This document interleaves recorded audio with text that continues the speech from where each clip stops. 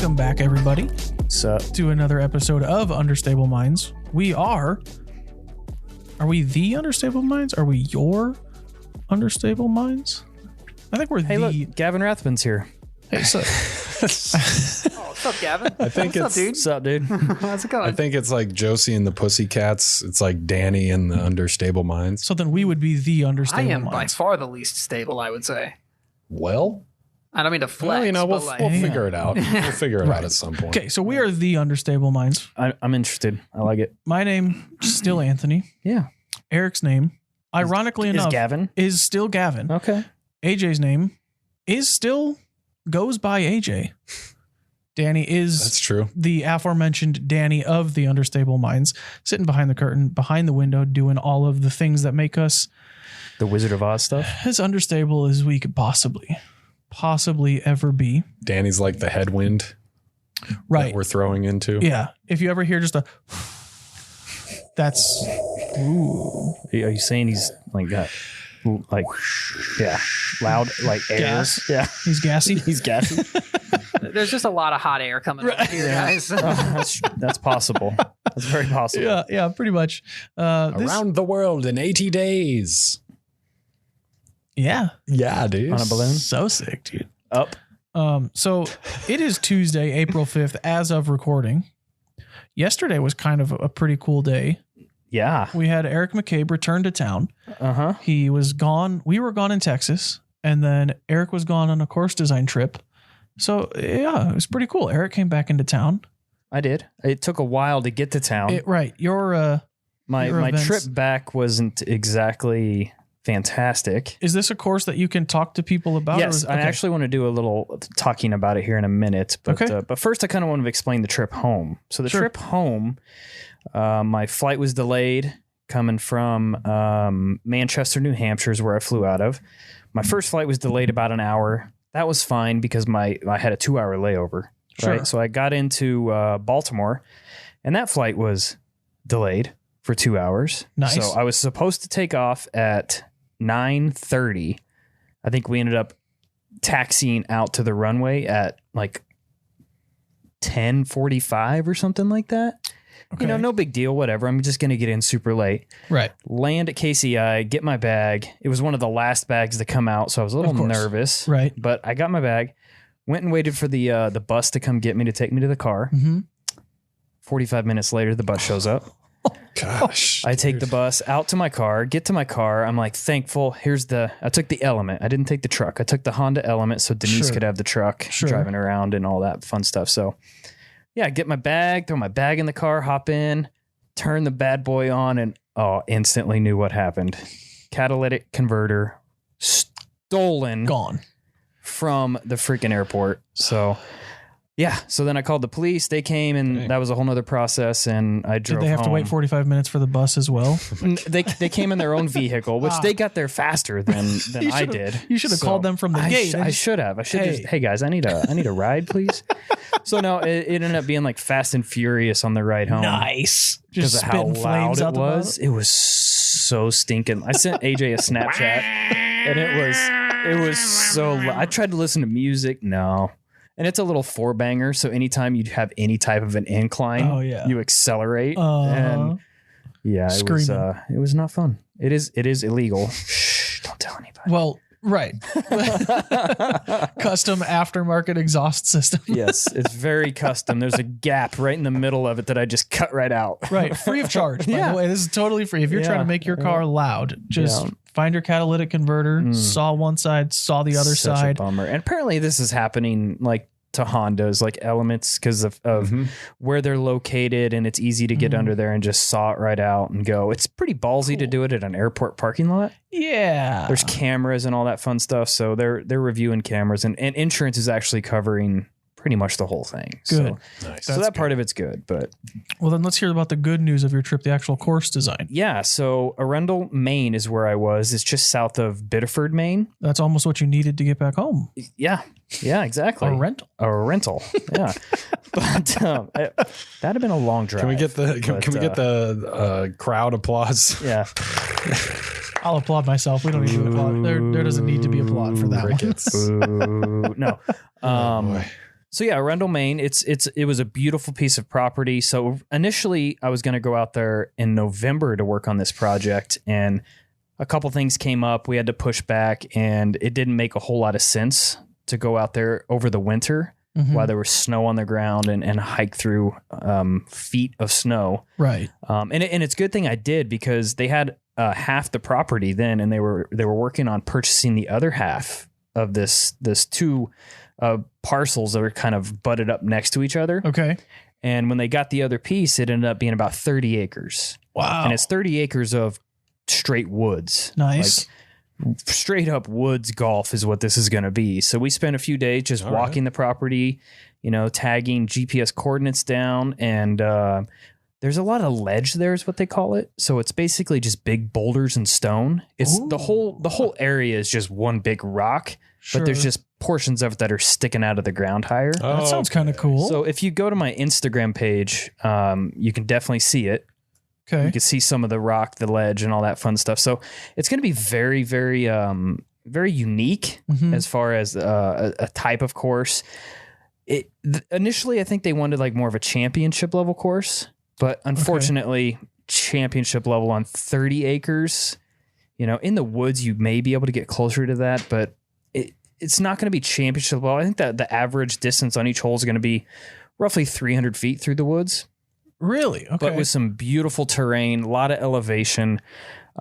Ledgewood Pass Disc Golf Course is going to be the name of the course. And they have an Instagram page that they've already started. So you guys go there, like it, follow it, whatever you got to do to just kind of to see the progress of the course. They've already started. So the day I left, they went out there and started cutting trees and all that fun stuff. And kind of a funny side story is there's another property right next to it as well. That is another 11 and a half acres. And come to find out, that's for sale. Hey. So the ownership was going to go and check it out and see cost and see if it was effective, for return on investments and all that fun stuff. Because land isn't cheap, obviously, right now. And the thing that he has going for him on his side right now is it's landlocked, meaning there's no roads going to it. Sure. So that makes the price be a little more affordable. Yeah. But this side had been cut like 2 years ago. They came through and chopped a bunch of like what looks like fairways down. It was just thick woods, and there's like 30, 40 foot wide gaps cut all the way through this property. And I walked onto that property with them, and I'm like, are you freaking kidding me? Do this whole thing? This is sick. So, there's a chance that I'll go back out and we'll kind of retweak some things on the back nine to adjust and make the course a little bit longer, give it a little more length, add some more par fours and fives. Very cool. But I'm very, very excited about this course. They have already started to cut. As soon as they get through the 18, I plan to make another trip back out there to check the progress and potentially mark any other trees that need to come out. Right. And officially mark where the tees and pins are going to go. So, but very excited. Shout out to those guys over there. Ledgewood Pass Disc Golf Course. Check it out on Instagram. So you had mentioned they had approximately 30 acres, and you didn't think that would be enough for an 18-hole championship level course. What would you say for anyone that's interested in that type of thing? Sure. How much land would you think a championship level course would need? So what people don't, I think, realize, I think you could probably get a championship level course on 30 acres in the woods. Okay. But you're not going to be able to spectate it. You've also, there's probably not going to be much spectating going on, but there's also, you got to keep in mind parking lots. Where are people going to park? Is there any wetlands that you got to deal with? Which there's a lot of wetlands on this property that we had to deal with. Spectating is definitely a big one. Like in the woods, it's so hard. Like you saw at Tyler. That's the whole reason at Texas State's why they opened up and went to the Thorn course, because spectating. You couldn't have spectators at Dogwood. It'd be so hard to do. Right. You could watch people tee on hole 1 and then watch them come up on 18. And you can watch them putt on 18. Yeah. That'd be sick. You get to see everybody that way. You can sell probably 50 spectator passes, like $100 a piece. Yeah. So yeah. But to answer the question, usable land that you're going to actually use for the property, I would say for a true championship level course, you're going to want minimum 45 acres, 45 to 50 even. Almost think of it just as 3 acres per hole. Yeah. Is Yeah. that like a on safe? average is pretty good. And obviously, you're not going to use 3 acres on one hole. Right. But, and able to have space in between holes for safety and proper distances for 4s, 5s, 3s, and all that fun stuff. So yeah, that would be pretty close to that. And there's a nice big wetland in the middle of this property that we get to kind of play around. And wetlands, from state to state, it's different on the red tape on what you can and can't do in it. Sometimes they let you just play through it. Other times you can't do anything in it. And typically you can never build in it. Sure. So you can't put a structure on it, but you can put a basket somewhat close to it too. So there's a lot of red tape and stuff you really got to go through. But one thing about Maine that I do really enjoy is it's all privately owned courses. So everything up there is pay to play. Really? Pretty much everything. There's a handful of like free courses in parks, but most of those are like little dump 9-hole courses that you're not even want to go play probably. Okay. Compared to everything else that's around. Exactly. Yeah, exactly. With all the thick woods. And the last day, Ethan was the guy that brought me out, and we went to go play what he said was the best course in Maine. And it was about a 40 minute drive from where we were at. Okay. Which one was that? It's called, it's where Maine States was. The course is called the Patriot. Interesting. And he took me there. And there's the big, huge course called the Patriot. And then I don't recall what the shorter course was, but there's another course there as well. And we pulled in the parking lot and he goes, "Where are the baskets? Oh, no. Where's hole 1? What? So we go into the pro shop where you pay $5 to play. Yeah. And that course isn't in the ground until mid-April. So we played the short course and I kept poking fun out of him saying, this is the best. Like I took 4 discs. I took a Raider, a Getaway, an EMAC Truth, and an EMAC Judge. Okay. I threw the EMAC Judge on every single hole at that course because it was that kind of course. It was still a fun track, and it's right by a school. Sure. So I think it gets a lot of play, but no, that aside, I'm super excited for this property to go in. They're looking at possibly opening hopefully around spring to summer of next year. They're being realistic on things and not saying we want to open by fall. Right. And there's just so much more work that goes into it that you don't even think about. So a lot of clearing, a lot of install, and a couple other things that they got to do to build the clubhouse, the parking lot, et cetera, et cetera. So cool. I'm sure you will be keeping us up to date on that. Yep. Like I said, you can follow my Instagram page or you can follow Ledgewood Pass as well. Perfect. And theirs is just Ledgewood Pass DGC. Yep. All one word on Instagram. Yep.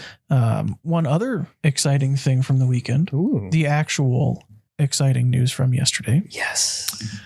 This was very funny to me. So the NCAA tournament was last night. The Kansas Jayhawks won, came back from biggest deficit in NCAA final history. They were down 16. It was 15 at the half, but right before that, they were down 16. Ended up winning by 3. I don't know if you caught this or if you even watched this part or if you noticed during the award ceremony when the guy was giving Bill Self the trophy. The Kansas City Jayhawks. Yeah, this is the commissioner of the NCAA. Yep. I saw that and I was like, wow. Yeah. This guy.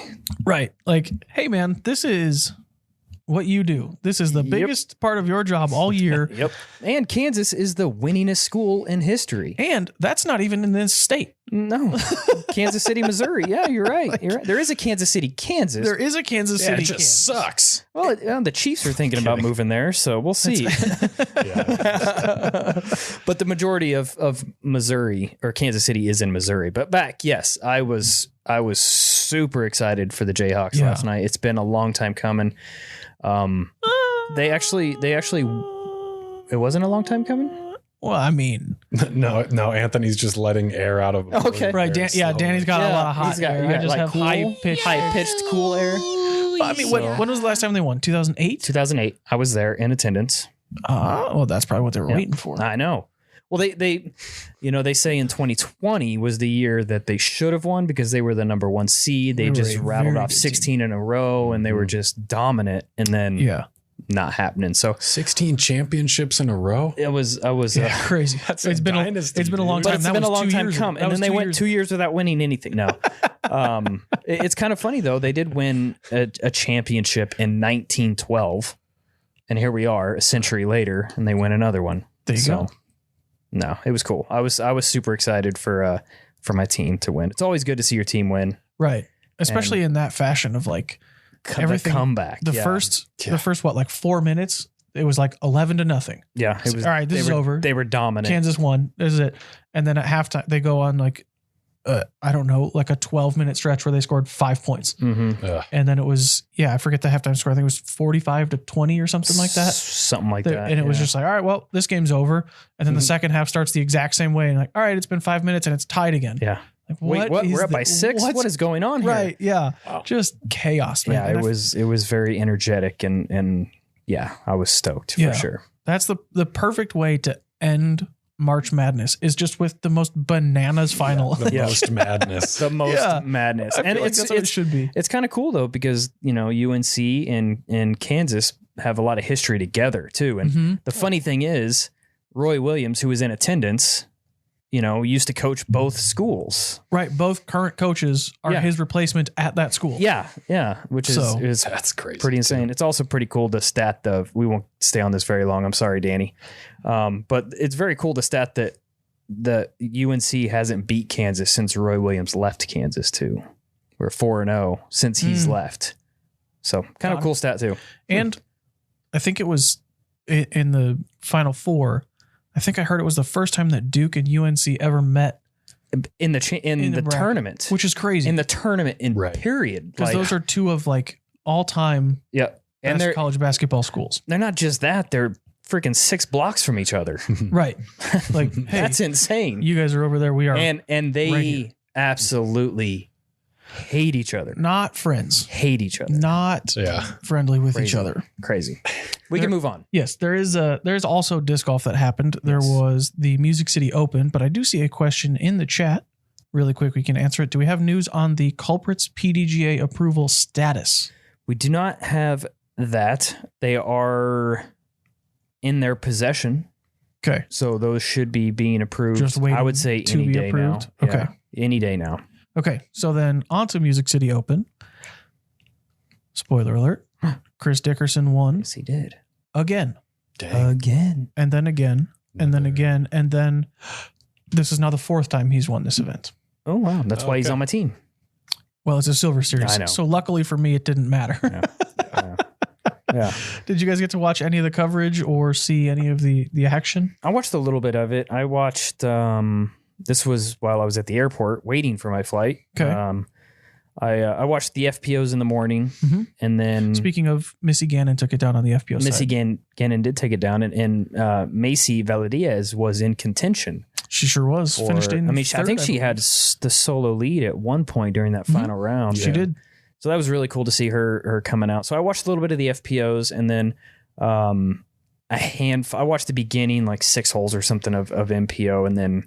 I had other things going on that I had to get to, but the coverage was great. I thought it was good. I thought Earhart did a really good job on the live commentary. Same. I really like him as a commentator. I do too. I really do too. He's not. He's he's a Discraft guy through and through, but he's not biased towards Discraft when it comes to announcing and talking about players and all that stuff. So I have a lot of respect for Brian. I think he did a fantastic job on the commentary. Yeah, and he's one of those guys where if you could just talk to him and he'll make you laugh about anything. Yeah. But then also, like, when he's being serious, he knows his stuff. Yes, he does. He is incredible at breaking down form and why people do certain things, how they do it, what this does and this and that, and like all the different pieces, putting them together. Yeah, I think he is a fantastic commentator. Yeah. I would love to hear more. I would too. Of him. And I know is he officially hired by the DGPT?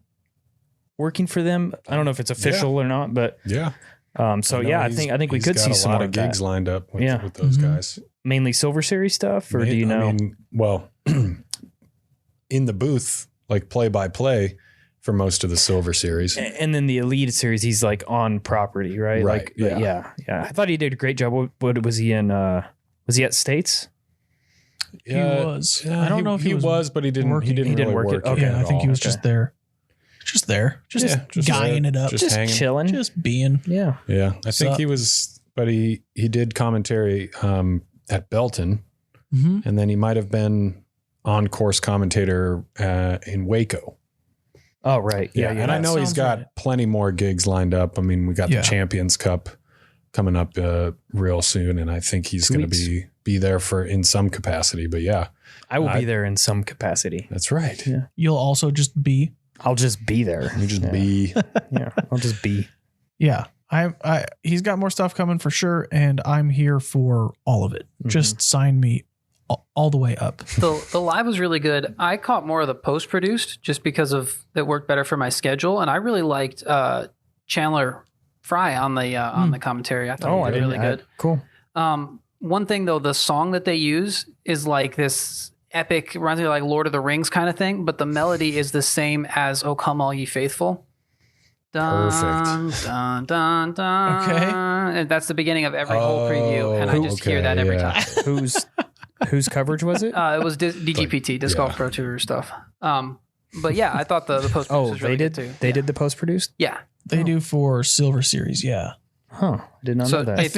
If you watch it, you will hear "O Come All Ye Faithful." I will not watch it, but thank you. Okay. I will not watch it just for that reason. All right. I'm a live guy. I think True, I think the way it works is I think it's posted through Pro Tour channels, but I think Central Coast and GK Pro are the ones that do it. Got it. Sort of like how Jomez has MPO1 exclusive rights for Elite Series. Mm-hmm. I think it's this. It works similarly, and I believe it's Central Coast and GK Pro that have MPO1 and FPO1 for Silver Series. It just gets posted via Disc Golf Pro Tour. Nice. I believe is how it works out. Also, shout out to Gatekeeper Media and GK Pro for both of them recently hit the 100,000 subs on YouTube, which is huge. Crazy. That's awesome. That's awesome for sure. Let's move on to the past again. Oh, for Danny's Player of the Week. That's what we do here. We talk about the past. Right. We do. Right. We'll tell you what happened already. Yeah. Mm-hmm. Hit us with it, Danny. I don't know. I wasn't paying too much attention to what happened on the course. I know there was a marshal that was walking with Nico's card at one point that called time on him for something, and I thought that was cool. So he's the MVP? I thought about having it to the marshal because like it's kind of scary calling rules on people, and I think it's cool to have the marshals out there walking with the cards. But just the more I watched the commentary, the more I liked Chandler Fry's stuff. So I'm going to give it to Chandler because I think he did a really great job. It was funny because like he gets really excited and he's like, oh my gosh. And then Nathan Queen is just there like, wow, that was a great shot from this guy. And it's like, he's not like not excited about it. That's just his tone is so much different than Chandler's. And so I thought it was really fun. The balance between the two of them is good for sure. Yeah. That's what you want out of a commentary team. Yeah. So who's got it next week, Danny? That's cool. I'm going to give it to AJ. Oh, ooh, Mr. Risley. Yes. Getting Risley. Get it. Mysteriously. Oh, Mysterious Risley. Is that the new name? Is that Mysteriously. Is this the first episode we don't have a name tag? Yeah, didn't put a name tag on. Gosh. I reconsider your nomination. Yeah, I took my Sharpie home with me. I was gonna put my name tag on and put modify it to say Rock Chalk, but dang, you should have just wrote it on your shirt then. It's been a long time coming. It's a long train. It has been a long time coming. It has. I only say that because we're a number one seed in every single. That's fair. Yeah. All right, let's move on to we've got one squad question that I want to get your guys' opinions on. I want to talk more. I didn't hear about this Marshall thing, but at some point we should talk about that. Let's talk about it right now then. Yeah. Sounds pretty interesting. I know. I knew nothing about it. It was 3 rounds, right? It was. Yeah. During round 2, Jeff Spring, head of the Pro Tour, was called over and was early in the round. I don't know if it was like hole 2, 3, 4, somewhere in there, was called over and was with the card. And I don't remember anything being called there. But then, during the final round, I think something was called. There were multiple opportunities for things to be called for sure. And nobody called. As far as I'm aware, I don't want to say that for certain because I didn't get to watch every single hole. But as far as I'm aware, I don't think anything was called during round 2. But it was at least brought to the attention of the card at some point, and then, hey, Jeff, why don't you come over? I don't know if it was him during the final round. I think it was him round 3 as well. But yeah, kind of interesting. I guess for you guys, from a player's perspective, if you are chase card and you hear that, because everybody talks about, we need to have a marshal on every card, but there's just not enough manpower for that yet. And you can't have that on half the cards or whatever, because now you're showing kind of favoritism or whatever. True. What is that?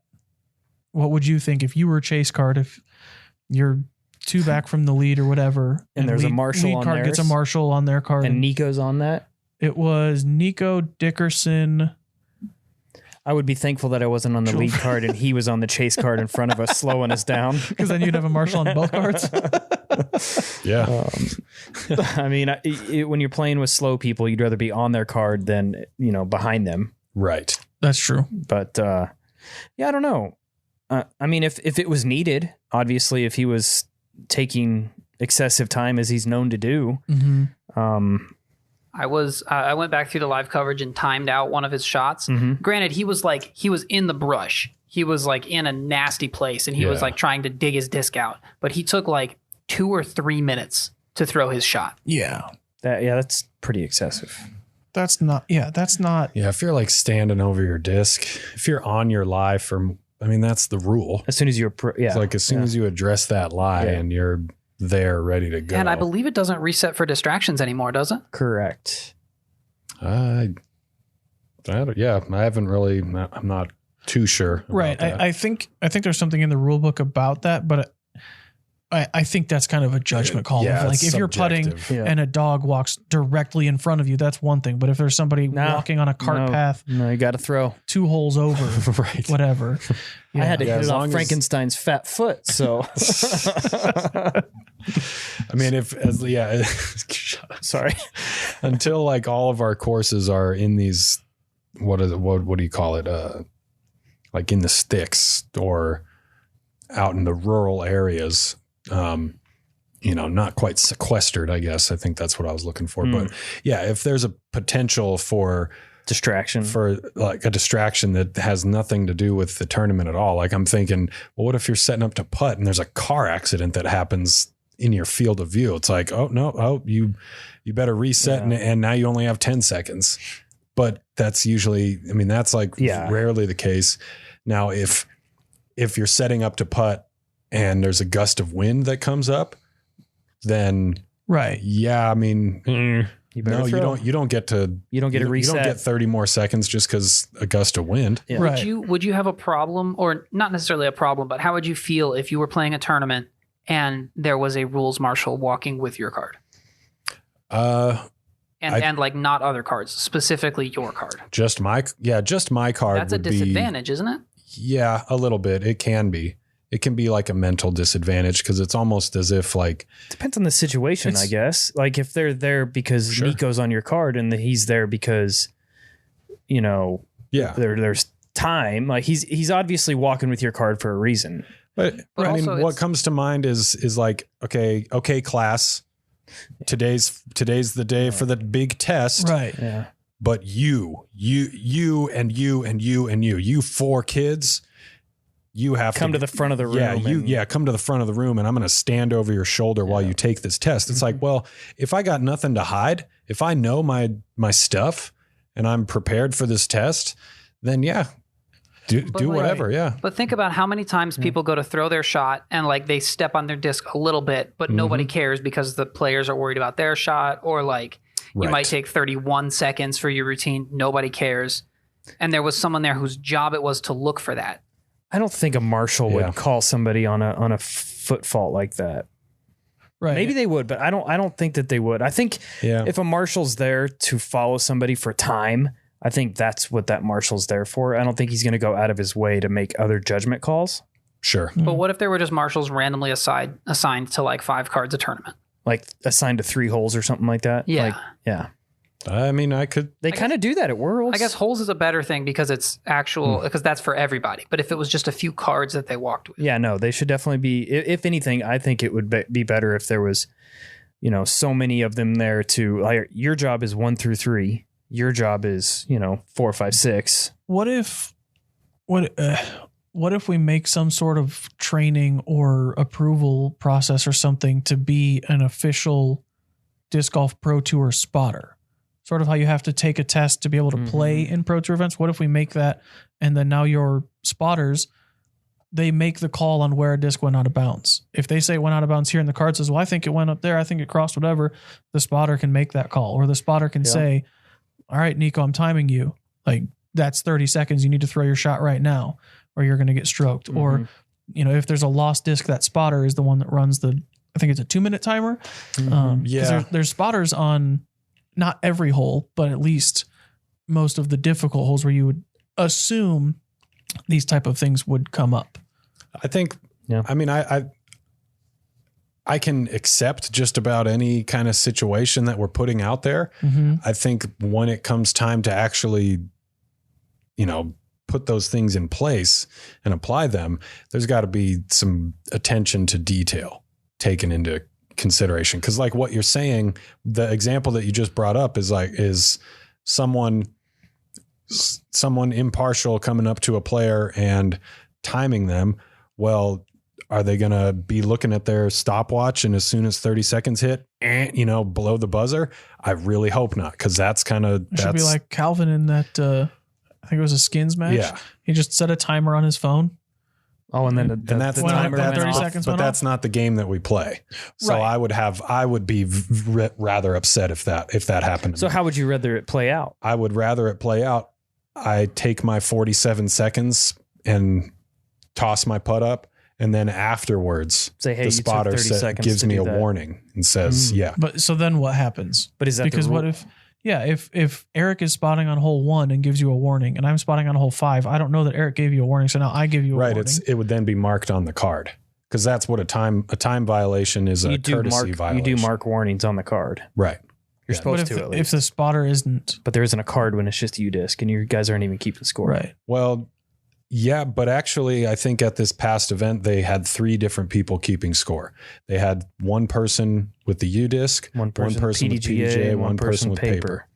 So, and again, it's just all this attention to detail. It's I liked back when you used to do, like if all 4 of us were on a card, I'm keeping your score and my score. Yeah. You're keeping his score and your own. Right. And then so that way they're at the end, you're like, you can all just look at it and be like, all right, here's what we shot. Yep. It all adds up. Yeah. I mean, I think you can look at it like in terms of absolutes. If we have no rules, then what's going to happen? And if we have all the rules and enforcements that you can imagine, what's going to happen? And of course, we're not going to have either one of those. It's going to be in between. I wouldn't say we're never going to have either of them. I mean, like we were just talking about the NCAA championship. There's a shot clock. If you don't shoot the ball before 30 seconds are up, it's a turnover. You don't get the ball anymore. Go play defense, get the ball back. Right. And I guess my point is like at some point there wasn't that, but then when they started talking about it, then the people that played the game, they one by one, they accepted that rule. I don't think one by one. I think it was put in place. And then if you don't accept it, you just don't play anymore because it's 30 seconds and you're holding on to the ball. Sure. That coach is going to sit you down real quick. Yeah. Yeah. Right. So sure. But I'm talking about like a long, long time ago when the news didn't spread as fast. And, sure. So for this, what we're talking about with disc golf, it's like, if you want to come up with this rule and how to implement it and how it's going to happen, sure. So let me ask you this then. What is, in your opinion, best case scenario moving forward for rules, judgment, calls? Should it still be on the player? Because that obviously hasn't worked out. Yeah, right. Yeah, I think at this point, it should be an impartial, a third party, because like you said, you put it on the players and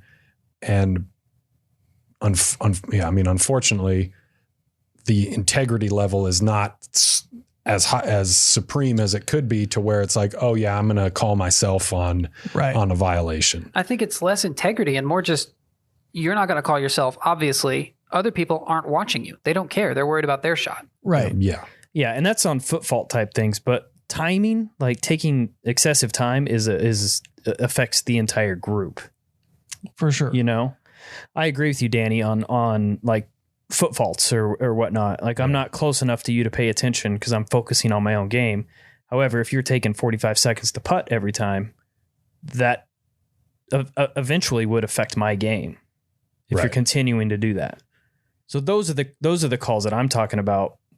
Who makes those calls? Who makes those judgment calls? I think it's I see what you're saying, and I would much rather it be third party marshal. Yeah, because I'm thinking about like when I've played tournaments and I can feel the group behind me approaching. Yeah, it's like if someone in that group is going to call me on it, it's because they're pissed off and they're like, "Hey, you're making me wait." Yeah, and then it's like in my head, am I gonna want to take that penalty from someone who's pissed off because of what I'm doing? Because they're playing bad? Or like that makes that's so are we at a point really silly where PDGA or DGPT can afford to have 18 paid marshals on the course, one assigned per hole? See, I don't think that would work. I think it would have to be like a UDisc score where you just go with a card. That's so many more people though. Right. There's so many more cards. So if you have somebody, if you're assigned to hole one, first card is on the tee, you're with them. They tee off, you're with them. They putt, you're with them. They walk to hole two. You now have to walk back to hole one. Meanwhile, the second card is waiting for you to tee off. That's necessary. I think if you're on the hole, like hole one, for instance, at our course, I think you can kind of just play that hole or walk up and down that hole. I don't think you need to be. I don't think so. On their person off the tee. Like on the tee, how many violations really happen on the tee with the exception of time? But what if there is a time one? Then I agree with you there. But at the time, this is just never going to work because there's no way the PDGA is going to fork over money for more than 6 marshals. So it's going to have to be like over a 3 holes, 5 holes, whatever the case may be. But I agree. It's not effective for one person to be back and forth for one hole. However, having a UDisc guy that does scores who says, "Oh, you're in the fairway." I'm reading like this guy's not in the fair. Like that's just such a judgment call, and that's impossible to train that many people. It's just that'll never happen. Right. It would have to be the UDisc thing. That as far as I'm aware, they just take people that volunteer at each event, so it's different people all over. Yep. This would have to be. There would have to be some sort of official class that you have to take or a test that you have to pass, or it's a full-time thing where you work for the Pro Tour as a tour official and your job is you go with an FPO card in the morning, come back, you get a lunch break, you go with an MPO card in the afternoon, then you're done for the day. That is so many people though. It's a ton of people. Yeah. It's definitely not a problem that's going to be answered this year. Yeah, of course. Or next year. Yeah. But 50 years from now, I bet that will be a thing, whether it's Pro Tour, PDGA, some unknown entity at the current time. Like at some point, it's going to be a thing. The GDGF, Galactic Disc Golf Federation. Olympics in space. What does golf do? Space Olympics. Yeah, they have spotters. They have rules marshals on the course. Yeah. I mean, the spotters are akin to our volunteers. Yeah. Those people just say, "Hey, I want to volunteer to work at the Masters." Okay. And then they don't get paid. Let me get you on a 20-year waiting list. Yeah. Right. Yeah. They don't I don't think they get paid money. I think they just My parents have volunteered at many PGA events. And it's volunteer. It's just all volunteer. You just get stuff. You get goodies. Well, you get a goodie bag, and then I think you get maybe lunch paid for one day or something like that. Yeah. So is it not like I've heard, I believe, stories of people who in golf tournaments, like the coverage or something, people have noticed them like not marking their ball properly or something like that, and they've actually lost. They've had to like turn over the title for the event to somebody else. I'm not 100% sure, but I believe that they have changed that rule to where you can't call in now, because they had like USGA members calling saying, "Hey, he grounded his club in the sand," which you can't do in golf. That's a stroke penalty or whatever it is. And I believe they've taken that away. I think you're right. It happened a few years ago. Yeah. But yeah, I think there's also a few more dollars in PGA. For sure, yeah. Right. I'm just wondering, like, in the future, what could disc golf look like? Yeah, because in golf, they do have the marshals, but they don't have one for every group. Correct. They have like a handful of people. Yep. And when they'll radio somebody if there's an issue and they come over. Yeah. I mean, so I think if disc golf did something like that, I think that could be appropriate. Yeah. And then, yeah, I mean, you just, the player knows.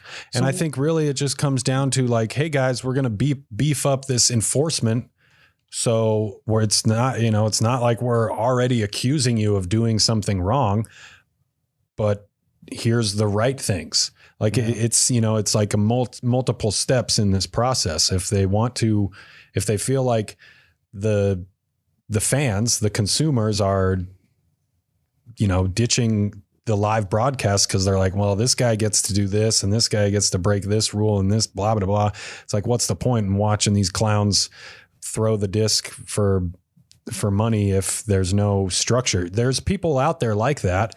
And that's then why we would say, okay, we need to hire 5 people to be the rules marshals on the course. And then the players, I think, would also be a part of that whole process. They would say, hey guys, all of you pro tour holders, tour card holders, here's our numbers of viewership. Hopefully you care about this because this is how you get paid. Yeah. Is from the fans. So the fans are starting to watch less because some of you are breaking rules or just not following the rules as closely as others. So we're going to start enforcing rules. And then the logical and reasonable players will hear that. They'll accept it and they'll say, okay, well, let me read the rule book again and make sure I know how to play a mandatory correctly. Make sure, and then let me in my practice round, maybe we will have someone with a stopwatch or whatever. I think whatever, enforcement, it's like, go ahead and do it. The professionals will accept that because they know this is their job and they want to succeed at their job. Yep. Now, we can get real subjective with it and say that there's one player who will fight you or at least make jokes about fighting you if you call him on a time violation. Yeah. And that is unprofessional. That is unprofessional. Yeah. So it's that's an issue with, if that player said those things, that's for that player. That's like you were talking about, calling the players and saying, hey, everybody, we're going to start enforcing rules now. 99% of those people are going to say, okay. And there will be no change in 99% of people's games. Yeah. No one's going to be thinking, okay, I really need to make sure I don't foot fault now. Cause you can go to a B tier and most players aren't foot faulting. Most players aren't taking, it might be 31 seconds or 32 seconds, but it's not 3 minutes or 2 minutes or whatever. Yeah. At least I would love to see the DGPT have their own marshals too, out there at these bigger Elite Series events, roaming around with earpieces or whatever and say, hey, who is over by whatever. And I think that'd be great. Yep. Agreed. But we'll move on. Yeah. We've talked about it for a little while. A lot of it just comes down to like intentional rule breaking or negligence. Right. Yeah. Right. So moving on, I thought it would be fun for us to build a kind of prototypical or hypothetical best disc golfer possible with the stipulation that it has to be at least a known player. You can't just, this guy back home, I know him, blah, blah, blah. It has to be like a known player, and you can't take someone from a sponsor that already has a player taken. So if we want to, the categories that we'll have backhand, forehand, circle 1 putting, circle 2 putting, attitude. So kind of your mental game, but also just kind of your overall attitude, plus style. So there someone's fashion choices or their hairstyle or whatever. So if say AJ wants to take Chris Clemens for his style because he likes the bandanas and the big long hair, then we can't also say we want Ricky for our circle 2 putts. Ooh. So you can only use certain. This is collaborative. Like we're all figuring this out together. Yeah, I think we can just discuss it amongst ourselves. It's not like I make a player versus your player or whatever. Right. This is right. So what is the best player we can make? Right. So we've got backhand, forehand, circle 1 putting, circle 2 putting, attitude, and style. And for those of you watching and listening, let us know in the Facebook group what your player would be. Who would you take for each of the different categories? Do we want to start with backhand, or do we want to start with putting? I think it makes sense to go with either a tee shot or... Let's go putting. Let's go backhand. Okay, so backhand. My thought process on this is like... I've already got somebody's name in mind. Okay, who is it? Bradley Williams. Okay, why? Because he's got some of the smoothest form and just buttery. I mean, it's Bradley Williams. The dude is so good. Very good. It's just, that when I think of smooth backhand, there's two players that do come to mind, and Mason Ford is the other. And I think Mason kind of developed his game after Bradley. I've known Bradley for years, and I just think he has such a great backhand. I guess, so smooth. I'll throw the stipulation of like current-ish player, because like if I could, I would love to take 2012 Will Schustrick. Oh, that'd be incredible. But we'll go with current player. Yep. So Eric's got to vote for Bradley Williams. Yep. My mind immediately went to Double G. I think Double G is up there in terms of just elite distance. But I think the other benefit is that I probably wouldn't take him for any of the other categories, whereas I guess Bradley Williams probably fits into the same category. Well, they're both Innova guys, too. They're both Innova guys as well. But the hard part now comes, if we take either of them, we lose Calvin. I'm fine with that. Take Calvin for anything. I'd take Calvin's backhand skills. Okay, so we've got to vote for Calvin. I mean, we have 3 Innova guys so far. We're talking about the same skill set. Right. So yeah, either way, we're winning in this division, right? In this, man, right? This is tough because like I see attitude down there, and I feel like Calvin would be a great one. Yeah. For the attitude, Calvin has a great when he just goes into game time mode, like he's locked in and as focused as they get. But when he's not, he's hilarious and he's goofing around, and he's always, he doesn't seem like he's one of those people where if he wasn't playing well, you wouldn't know. He always just looks the same. He's always kind of in the same zone. And that's kind of what I aspire for my mental game to be like, of just like very even keeled. He's just kind of always having fun, whatever. Yeah. Danny, you got a name? Someone in chat brought up Drew Gibson. Yeah, Drew for Gibson's backhand. Which company sponsor does he count under? I would say Infinite. Yeah. I would say Infinite. Oh, yeah. Drew is a great. I'm going to switch from Double G to Drew. That's kind of what I was. Yeah. It's pretty good. Drew is a great backhand pick. Do we want to go with that? And that kind of opens up, every other division, really, because there's really not another. So do we think Drew? Yeah, shout out Skylar Hoskins. Okay. We'll take Drew. We've got Drew Gibson for our backhand. Do we want to go with the other? The forehand? Go forehand? I think so, if you're going off the tee still. Okay. I think we're going to take my forehand. Yeah. Right, yeah. I already had McCabe penciled in. And then my circle one putt. That means we also get big flicks. Oh, yeah. Is that how or I'm not allowed to throw them during sanctioned just events. Just one player's skill set. Okay. There's a special rule preventing me from throwing big flicks during actual events. So who's your forehand? 30-second rule. It takes Danny 33 seconds to wind it up. Well, it's because the disc hasn't landed yet, so the next person can't throw. So forehand. Impressive. Obviously, the names that immediately come to mind are Big Germ, Nate Sexton, Silver. Has a great sidearm. He does. He could be our latitude. So does Albert. Albert has a great sidearm. Tristan Tanner, another latitude guy with a big Here's sidearm. the other thing. Chris Clemens has a fantastic hand, but so does Rick. Well, that, and I'm thinking, exactly. There's a lot. I don't know. I would take. Do we want to skip sidearms? I would take Rick's putting over anybody's putting. Okay, so then let's. That's where I'm at with Rick, at least. Okay. I'm kind of in the same boat. So do we want Rick for circle 1 or circle 2 putting? Oh, gosh. I kind of think circle 1. I think putting. circle 1. Okay. Yeah. Are you okay with that, AJ? If we put Ricky for circle 1 putts? Rather than circle 2 putts? Who would we take over Rick for circle 2? I would think name Dickerson. I was going to say Kevin Jones. Kevin Jones as well. Either one of those jump putters are pretty fantastic. Dickerson's good. Yuli's got a good jump putt. Right. I would take those two names. I think so too, but if the 33 to 40 foot putt counts for all of circle 2, then yes. Because but you're thinking like 50 to 60 because those footers? guys, because those guys are like 80% from Yeah, exactly. 33 to 40 Sure. feet. Yeah. I think Ricky for Circle 2, and then someone like Dickerson or I guess Paul is Discraft too. I would take Paul Right. Circle 1, I guess.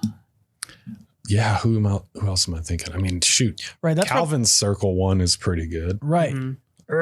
So is But here's the thing. You guys are just talking about guys that hit putts inside the circle. Everybody who competes hits putts inside the circle. So I think we take This is Rick for true. Circle 2. yeah, Ricky Circle I think 2? that's fine. Because Okay. we could take literally anybody for any touring player. Okay. yeah, it's Any touring player that we have left. So Right. I think now you focus on the sidearm. can you look up Circle 1X putting percentage so far this season and see who's Sure. at the top? Yes. While he's doing that, Yeah.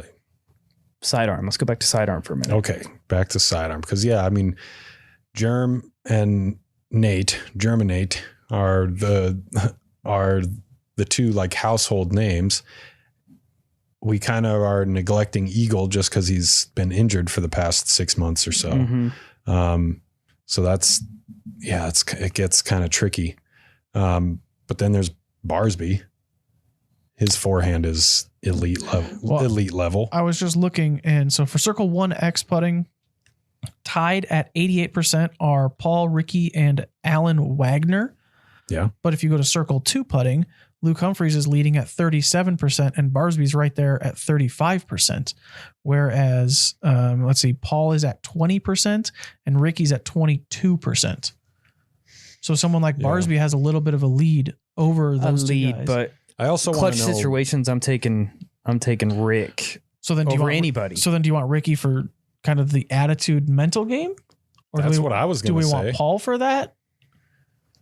I think Paul's pretty clutch when it comes to the mental side of the game. Right. I think Yeah, statistically you're not wrong. speaking, Ricky has the advantage on him in terms of putts. They're tied inside the circle. Ricky has a 2% advantage in Circle 2. But I think if you go historically, Paul probably has more of that quote unquote clutch gene. Yeah. I just know that So do we think Paul for Rick's got the raptor legs, and he wants he wants to bust them out, and he's just got to clutch up and do it. right? And So which one do you take? knowing that The clutch or the Circle 2 putts? for that, yeah. Well, Where the but raptor legs come out. I think the raptor legs they fuel the mental game. So Okay, so then I like Sure. Ricky in Circle 2. Do we want to put Paul for attitude? That means is attitude I'll like put just James. attitude, or is it attitude's everything. is it the clutch gene, or is it just how you carry yourself on the course? Both? Okay. See, that's why. It's Well, like then it's Conrad. a no-brainer that It's- it would be Paul. Paul. Yeah. Okay. For the clutch gene? Absolutely. Okay. Oh, Everything mental. yeah, but James Conrad he won the world championship. Paul's done that 5 times. But the most recently, Yeah, because he threw in a shot from 222.7 feet. that's clutch as It is gets, very bro. clutch. And pull And up then, his and then- stats. and then he walks up the hill and Sure, absolutely. I'm not taking anything away from James Conrad because the man's a beast and he's fantastic. wizard. However, he doesn't have a lot of W's on tour. Paul does. True. That's where the clutch gene comes in my opinion. That's true. You're talking about one event. Clutch doesn't happen at just one tournament, in my mind. Okay. I think it happens over a That's fair. career. I still think James has a pretty good career going. He's also got the U.S. championship. He's got an MVP Open win. James also has a very good Circle 2 putt. This is true. Dang, this is tough. So do we want to put Conrad for forehand? I mean, it's MVP, so he's an MVP guy. So I mean, He is. that'd be another. So yeah, we have forehand, Circle 1 putt, attitude, and style. So attitude is different than mental game? Attitude, mental attitude, game. mental are all the same. I'll switch that to mentality. We'll put I like mentality. that. I like that better. I'm still on Paul. I am too. It's going to be hard to take me off of that. I love James' attitude. He's a bit of a, rage guy when he doesn't have things go his way. See that? But yeah. aside from that, when things are going his way, top tier. What about Simon? Simon's a good one too. For what? His attitude. He's just See, Simon for me, But it's not attitude anymore, though. Right. So I switched it to mentality. So that includes your attitude. Yes. Yeah. And the hard part for me with Simon mentality wise is like he said he goes into tournaments trying to like put on a show rather than trying to win. Yeah, I'm bummed we can't. I mean, this To me, Nate, it's Paul. Yeah, Nate Doss just keeps coming back to my mind too with all the. But we're trying to go like current day. Yeah, I know. Yeah. So I'm trying to think, okay, who on tour now is most, like 07 to 2011, 12 Nate Doss. Who is that on tour right now? Sexton, maybe? Maybe. I think Paul for me is that okay. is a pretty easy I would answer say for so me. too, yeah. Okay, so we've got Drew for our backhand, Ricky for our circle 2, and Paul for our mentality. We've got forehand, circle 1 putts, and style left. I think forehand would probably be the next best place to go unless anybody has. I've got a name. Yeah. I've got a name for style, but I want well, let's do forehand. Better be Joel Freeman. That's exactly what I was thinking was Joel Freeman for the style. Dude's killing it. He has the loudest outfits. Man, that Matty O came to mind. He's also got really good hair too. I don't know. That takes away a lot of really good forehand players that we've already talked about. Yes, right. So do we want to do forehand first? I think so. I think forehand is more important than style. So we pick Nico for style? Right? Forehand is a lot more important that would be style. A pretty good pick. It doesn't say good style. I'm just for forehand. He has his own style. He rocks it well. I think forehand is easy. Forehand we're getting. I think it's Eagle. I think we go Eagle's forehand. Not current. Okay, because he can't throw, and that's what you just said. Okay, current day, but injury aside, and it can't be Barsby. It can be. It could be Barsby. We don't have another guy. Barsby knocks out all of Innova sponsored players, whereas Eagle we lose Kyle Klein and Simon, and Colton Montgomery, and that's all I can think of on that team. Forehand. I don't know. I still go to like. I still think Germ or Sexton. Joel Freeman again. Joel Freeman's got a good forehand. He does have a good forehand. Yeah, that's the thing is like, Sexton, Germ and Sexton, they've got great. Like Sexton is consistent as it gets. When he's going to throw a forehand. The success rate is just about as high as anybody else. Right. Germ has hyzer flip mid-range. He's got touch. Yes. Neither one of those guys have the distance like Eagle does. Right. Or even Kyle Klein almost. Right. Sure. I would give Eagle the advantage in terms of distance, but if we were 350 feet out and I gave each of them 10 shots, I would bet on average Nate and Germ's distance to that pin would be closer than Eagle's. But if we said throw this as far as you can, Eagle's average distance would be farther. Gosh, it's really hard. And if you're throwing as far as you can, we've already got one of the longest throwers in the game with the backhand. Right. And I think we could lock up. That's why that's the longest forehand. I don't know that we need the longest forehand. I'd rather have the most accurate forehand and the longest backhand, personally. And then we take Eagle for circle 1 putting. Sure. Yeah, absolutely. I think that's smart. Eagle's got a great putt. Yeah. Okay, so we'll put Eagle for putt. Barsby forehand. Yeah. So it's based. Sorry. Is that where we are? It's Barsby, Germ, or and Sexton. And I think honestly, I'd take Germ out of that. And I think for me, it's between Sexton and Barsby for forehand. Okay. I think between those two, I'm going Sexton. That's tough, right? It's so tough. Dude. Danny, what do you say? This isn't a McDonald's, Burger King, Wendy's kind of thing. This is. I go Sexton. I think we have distance already. Yep. I think go for the consistency. Ooh, I like it. I like this too because. All right. Okay. Yep. So Nate Sexton for our forehand. So all we have left is style. I want to hear your guys' arguments, and then I will let you know. So what do we have left? We have Prodigy, MVP. I think so. Unsponsored. Did we Dynamic? We've got Ricky. Latitude, Okay. Yeah. Latitude. West Side, Matty-O. Matty-O's got some Matty-O is a style. great pick. Matty-O's got some style. Some style. Who else is there? Who are we forgetting? Are we forgetting someone that you're thinking of? You have not mentioned the name that I'm thinking of. I mean, I said Joel Freeman a minute ago. But we can't. We just took Sexton. What about Mr. Kale LaVisca? That's exactly who I was thinking of. That dude's got style. Yeah, but not like the flashy in your face style. No. He is like, just like, Coordinated. yes. Yeah, he's the man. He's got So like is Simon. stylish style. I'll right? take that. Yeah, I'll put a vote towards Kale. The two that were in my head were Matty-O or Kale. Mr. LaVisca. Or I guess in the chat, somebody just said Kristen. Yeah. Kristen's got some cool looking polos going. Man, that's tough. Yeah, they're all a lot of these players. Everybody has are their own stepping up style. their game. Yeah. Now, you know. Right.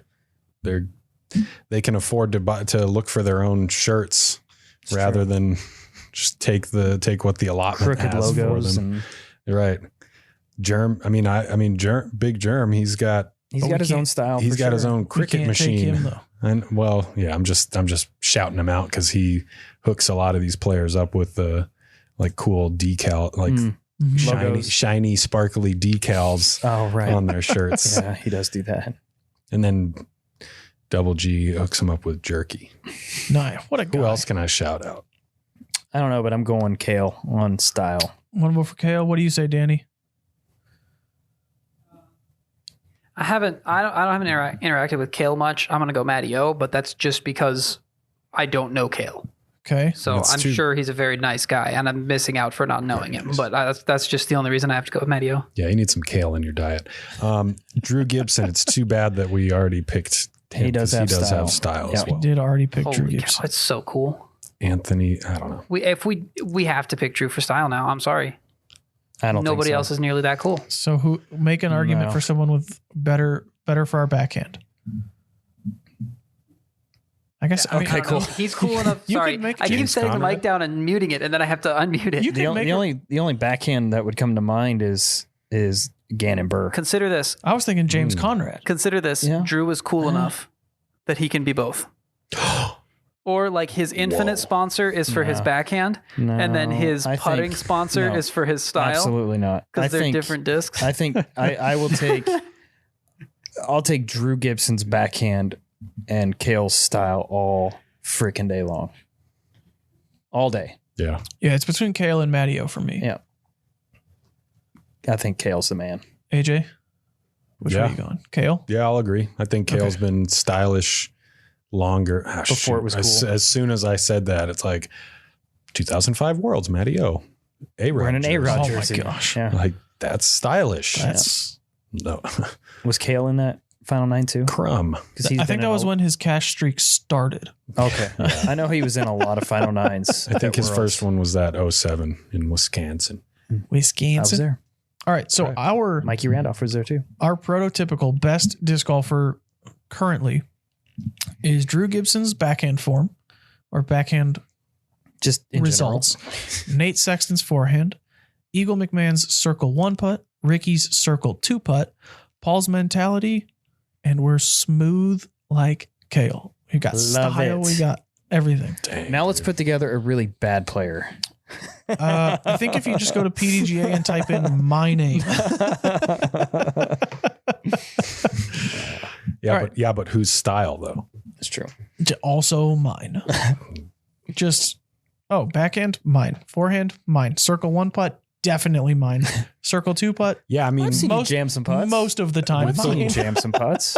and with that attitude, yeah, I'll give you. Yeah, that. yeah. Mentality, Yep, mentality. definitely mine. Yeah, Gosh, yeah. come on, So let us come on, know Tony. down in the, I guess in the Facebook group, who your player would be, or down in the comments below. Who are your players? Let us know what your player would look like constructed of other players. Pretty cool. An FBO version of this would be pretty interesting as well. It'd be very hard to do too. Maybe we can do that on next Be week's tough. show. I like let's it. do Maybe it. we each come up with our own player, Ooh, and then that's a good idea. all right, Oh, I'll do be that. gone. So That even better idea then. yeah, fantastic. So yeah, we will do next week. I'll send mine in. Perfect. Okay. Next week we'll have an all FPO player. Yeah. All right, let's move on to a couple squad questions before we do get out of here. First one comes to us from Daniel, not our Daniel. Dang. That's Danny. This is Daniel. Daniel wants to know, when standing on one's head, which way is up? Like if I'm standing on your head, If you are on your, like if you're doing a headstand, a handstand without your hands, which way is a up? headstand. Which way is up? Up is always up. But which way is up? Because if you are upside down, then wouldn't up be Up down? is still up to me. Like But wouldn't it then be down? Or would it be up? You have to look down to look up. Right. Or are you looking up? Up is just normal down. This is a good one. up is always up to me. Up is always up. Up is always up to me. But if you were upside down and did this, Hey, Emac, what's up, dude? What's up, dog? Nice. but No, yeah. you could also walk up and be like, "Hey, Emac, what's going down, man?" Yeah. I think if you're My a headstand, narcissist, apparently. then up would be down, but up should always be up. But if up is always up. But if you are upside down, Well, when you're going up, you still got to kick your legs up to go upside down. Whoa. or are you This putting is- your head down That's to a great go point. upside down? You're still going the opposite way of up. So that, yes. Oh man, good question. Good question, Daniel. Good question, Daniel. Love it. Oh man. I'm gonna name my son Danyan. Tanyan. Danyan and I don't know. All right, Dude. we'll get to we'll get to an Tanyan. actual disc golf related question. This one comes to us from Matthew. Matthew says, if you could pick any Any direction to throw. Would it be up? would it be up? If you could pick any unconventional location for a temporary disc golf course, where would you play? For example, abandoned shopping mall, an amusement park, Times Square, etc. Arrowhead Stadium. Arrowhead Stadium, maybe like the beginning. Maybe like May 21st. Oh, wow, that's Let's do it. let's do it, Eric. That The sounds stamp fun. for those things yet? Oh my God. I've I'm so not. excited. Sounds fun. I'm excited without seeing the stamp. It's going to be so sick. NFL Stadium is a great pick. It is awesome. I think a mall. Whenever I go to a Yeah. big mall, I always want to chuck discs in there. Somewhere indoors. Abandoned malls. Like That's an really abandoned Great Mall of America in Minnesota Mm. would be. Yeah.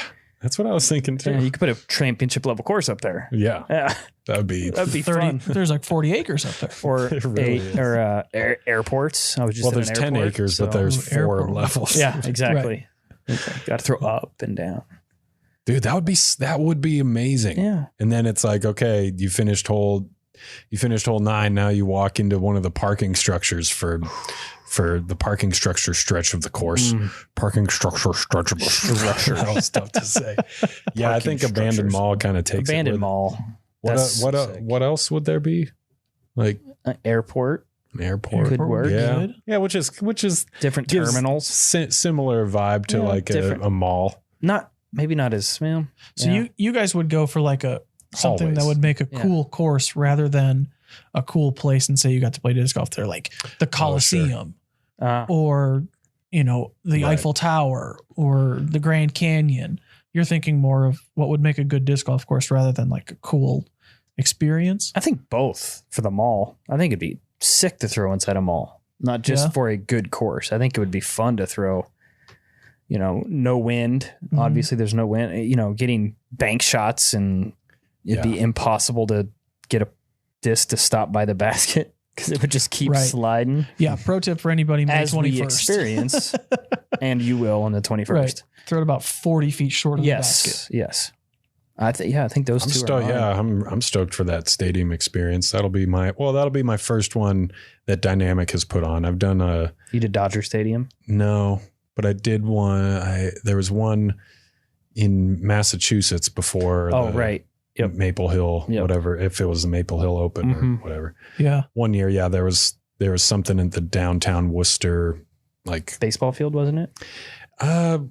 not the year that I'm talking about. Okay. The year I'm thinking of it was like the minor league hockey team. Oh, okay. And we did one inside that stadium.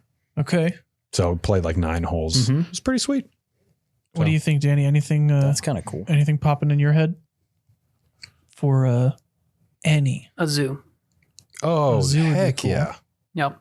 Are the Without animals still there? animals. The animals are literal hazards. Ooh, Ah. I don't you like take a that. stroke and I don't know, danger. Don't you go hitting animals? Danger. No, not like hitting them, but like if you land in the lion enclosure, you better take less than 30 seconds. Dang, that's OB. Yeah. Lost I'll disc. choose the rethrow. I Yeah, can't. optional throw. Right. I'll just close my eyes, say I can't find it. Lost disc, re-tee. That's a great call though. Just don't throw it in the gorilla enclosure. Oh, man. Ooh, he'd throw it back like far. No, no. A cave would be cool. Ooh, And yeah, I know it that is. there is a cave. Well, there was a cave was, course right. in Missouri, but I think it's since Or been there was that one closed. that's like underground over in, I don't know where it is. Missouri? Finland somewhere. Oh, it's like Finland? I don't know yeah, in about like that. tunnels. never heard of this one. Ooh, what about like an underground like mine or something? Yeah, that's where this is. It was on LCGM8, their channel, like a long time ago. Yes.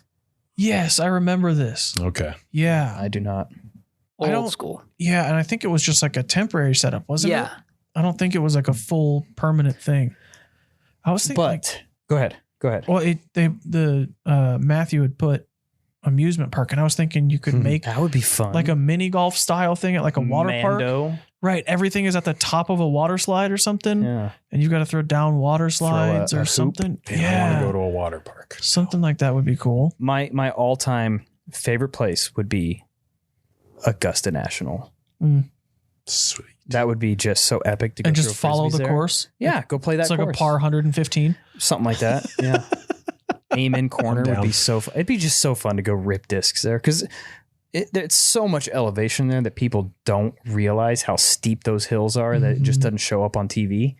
But that would be awesome. Speaking of steep, like that makes me think of like a racetrack Well, where I've played on there's a been- racetrack. Right. Pocono. Poconos. Yeah. All right. Pinocchio. Let us know in the comments what yours would be. I think mall would be super cool. Yeah. Airport might be fun. I feel like an airport would be a little bigger. Mm-hmm. Yeah, probably. think Unless it's you'd- KCI. I'm thinking Right. zoo, You'd have a like lot of Danny just said. like 200 foot Like par hyzer threes. shots. Just bonk, It's just one big Bonk. hyzer. bonk. Yeah. Go to like Denver airport or something. Ooh. Just The massive. underground portion of Denver Airport that's all like CIA and high tech and like what do you mean, dude? Doesn't exist. yeah, Area 51. Boundary waters in northern Minnesota. Okay. Minnesota. Sounds like I'd lose a lot of discs. Oh, Venice. A lot of water shots. All Venice water. would be interesting. Dude, what? What? All right. Sounds like fun. Let's get to one last quick question.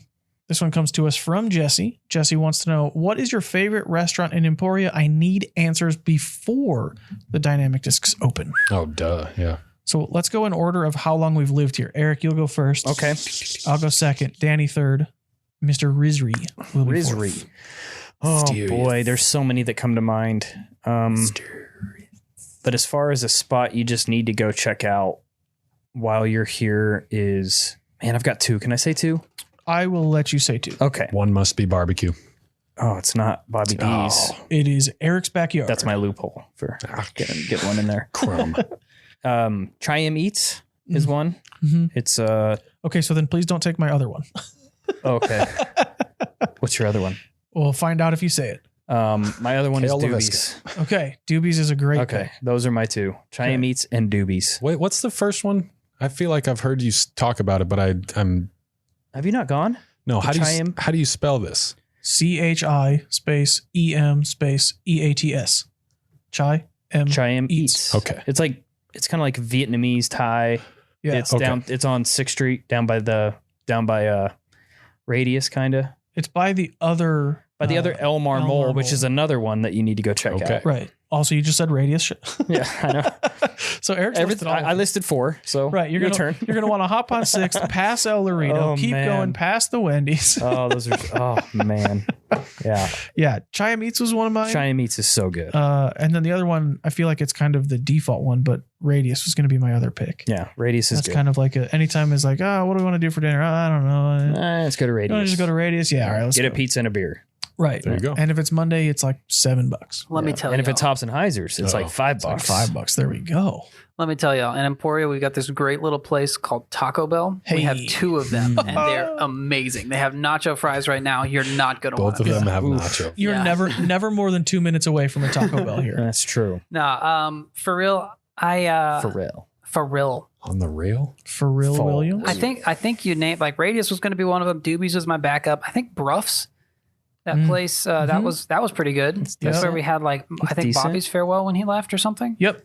Yeah, It was. Yeah, that was is good. where we went. I think I had chicken fried steak. It was good. I did too. Smothered in gravy. So Smothered and it's kind of covered. weird because, like, it's in the back of a parking lot, and so, like, Yeah. you have to drive. So they used to be downtown, right across the street from Cheyenne Eats, but that building burnt to the ground. Oh, okay. Nice. It's just weird getting there. It's like, wait, is It this, is. You have this to, a like, restaurant? And then you get in and drive. it's amazing. Yeah. Right. yeah. It's like behind a hotel. It's a cool little sports bar. I would say Coach's, but it burned down. Also no longer. R.I.P. Also, shout out to the restaurant on 6th, the bar that's called The Gym. Yeah. I laugh every time I drive What about past the that. one on Commercial Street called the Noose, and their sign out front says "Come hang out"? Oh, that's dark. Where is that? It's on Commercial. It's over by the Western Boot Store. I've probably driven past that Yeah. so many How times. about you, I've never seen AJ? it. Food? Yeah, I'll eat some food with you guys. Sure. All right. Where do you want to Where go, are you AJ? eating though? Oh. Well, I mean, if we're Going to my house for if some it's- ribs? Yeah, if it's lunchtime, then we'll Planet go. Sub? Yeah, we'll go P Sub. Oh man, There you go.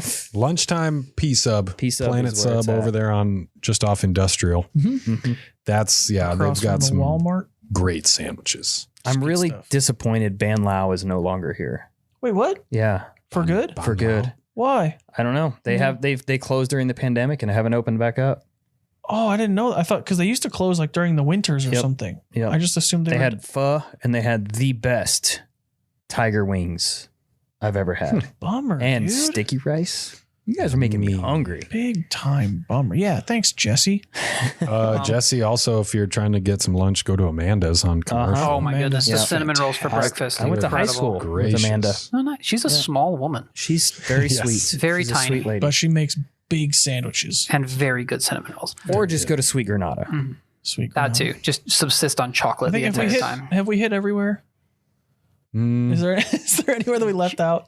Jay's? Gambino's. Jay's? If you're trying to get pizza, if you want to get a bunch of pizza, you all right? What? Oh, nothing. All right. Real quick, Yeah, it's a hyper focus from a few weeks ago was Please. woodworking. Okay. And I wanted to show y'all something I made last weekend. Is it my birdhouse? No, because son of a- lumber is really expensive. It's going to be like $200 to make this birdhouse. Okay? What? Jeez. No, actually not It's a really. bird But mansion. I did make this planter, and I'm really that. proud of it. Ooh. I think it looks really good. Ooh. Yeah, AJ's hand back there. AJ's hand. Where's the plant? It's going to get stained and sealed with deck sealant first. But like the plants go in there and they grow up the back. It's really Solid. cool. Yeah, I used my nail gun and pocket holes, and it was sick. Still waiting on that birdhouse. that looks pretty. How big of a birdhouse do you Looks want? real nice. Just a birdhouse, man. It doesn't have to be any I'm gonna particular make- size. I'm gonna make like a 2-inch big birdhouse. Make it like, if, you know, Like 1,250 square inches. Right. I can yeah. handle that. All right. Yeah. I want its Sounds own perfect. shipping address. I don't know, maybe 2 bedrooms. I think, give me a couple bathrooms. Little One- jacuzzi one and a half outside. bath. Do you want running water and heat and air conditioning? Please. If you Gotcha, don't yeah. mind, is that, Yeah. do you think you could Is have that too much? Does Katie do electricity work or anything? No. Solar panels. you Right. know, yeah. Right, yeah. Throw some Vinyl wheels- siding. Satellite TV sounds great. If you don't mind keeping this all at your place, by Yeah. the way, I'll just pop in and out when I get. That's right. All right, speaking of popping in and out, that is all the time that we've got for episode number 21. We're going to pop out of here, go to many restaurants. We hungry. Yeah, we're gonna hit them all. Good luck, us. Hopefully, we've Seriously. recovered from our food comas by next week, but we will see you all next week. Be sure to tune in live at 2:30 p.m. Central Time on the Dynamic Discs YouTube channel. If you're just an audio person, we do post video versions on YouTube, and we go live at the aforementioned time. We will see you all then. Goodbye. Bye.